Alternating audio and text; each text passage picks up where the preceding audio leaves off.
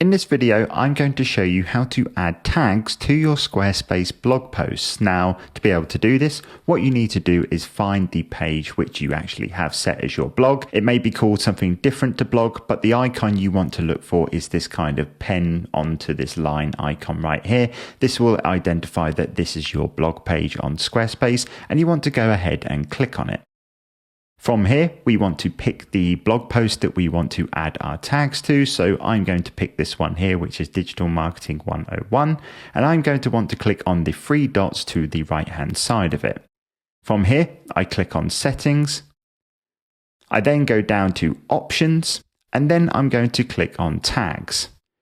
From here, all I need to do is add the tags that I want to add. So I'm going to add digital marketing, and then you click Enter. This will add one tag, and then from here you can add as many different tags as you want until you're happy. Once you are happy, all you need to do is go ahead and click Save, and this will save the tags to that given blog post on your Squarespace website. Hope this video helped.